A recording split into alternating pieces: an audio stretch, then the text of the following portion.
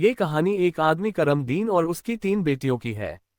करमदीन की खूबसूरत पत्नी का कई साल पहले इंतकाल हो गया था, लेकिन उसकी सबसे छोटी बेटी जैनब को अपनी माँ की कमी कभी महसूस नहीं हुई। करमदीन अपनी बेटियों से बहुत प्यार करता था और उनकी हर ख्वाहिश पूरी करता था। अब उसकी बेटियां बड़ी हो गई थीं और घर का सारा काम खुद संभालती थीं। उसी गांव में एक बेवा औरत रहती थी, जिसकी एक बेटी थी। वह बेवा हर घर में कुछ न कुछ मांगने के बहाने जाती थी। जब करमदीन की बेटियां अपने पिता के लिए खाना बनाती, तो वह औरत भी उसी वक्त घर के पास आ जाती थी। लेकिन जैनब को वह बेवा बिल्कुल पसंद नहीं थी। उसकी बड़ी बहनें उसे समझाती कि वह औरत गरीब है, हमें उसकी मदद करनी चाहिए, लेकिन जैनब को उस पर शक था। एक दिन जब करमदीन की बेटियां खाना बना रही थीं, तब वह बेवा आई और आग मांगने लगी। बड़ी बहन ने उसे आग दे दी, लेकिन उसने नजरें बचाकर खाने में राख मिला दी, जिससे सारा खाना खराब हो गया।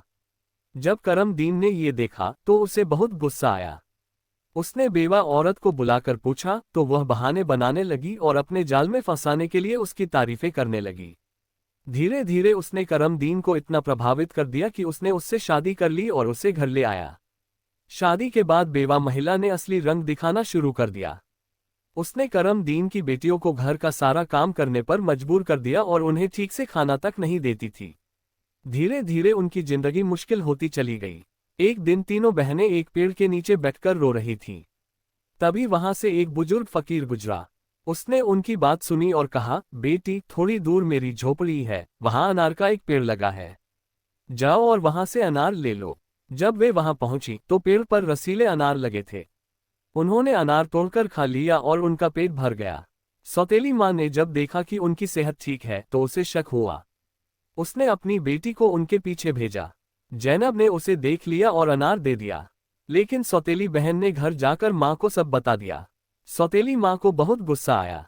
उसने करमदीन को बीमार होने का नाटक करके बेवकूफ़ बनाया और कहा कि उसकी बीमारी का इलाज अनार के पेड़ की जड़ से होगा। करमदीन ने कुछ आदमियों को भेजकर वह पेड़ कटवा दिया। जब बहनें वहां पहुंची तो देखा कि पेड़ खत्म हो चुका था। वे बहुत दुखी हुईं। तभी बुजुर्ग फकीर फिर से आया और उसने अपने हाथ से जमीन की ओर इशारा किया। वहां से दूध की एक नदी बहने लगी। अब बहनें रोज वहां से दूध भरकर लाती और पीती।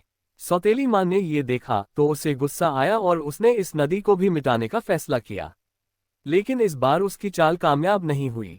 एक दिन सौतेली माँ ने करमदीन के कान भर दिए और कहा कि उसकी बेटियां उसके साथ खुश नहीं हैं, इसलिए उन्हें घर से निकाल देना चाहिए।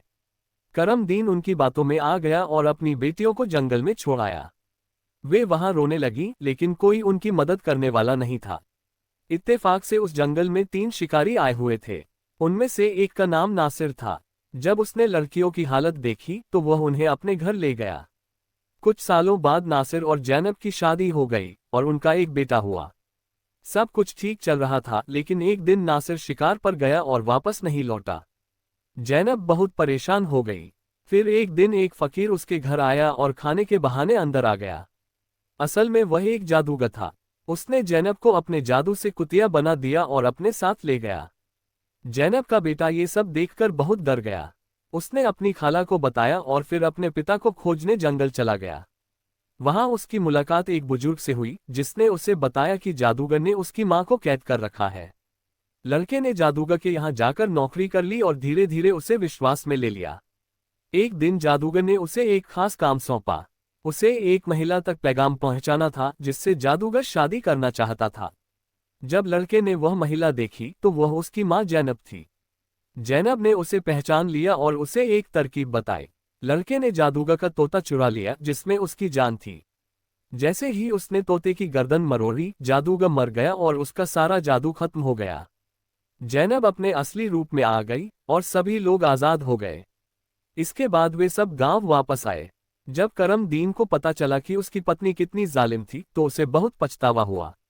लेकिन तब तक बहुत देर हो चुकी थी। उसकी पत्नी एक अजीब बीमारी से मर गई थी।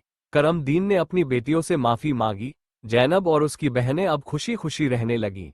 जैनब अपने बेटे और पति के साथ एक सुखी जीवन बिताने लगी और सभी को ये सीख मिली कि सच्चाई और सब्र से हर मुसीबत का हल निकाला जा सकता है।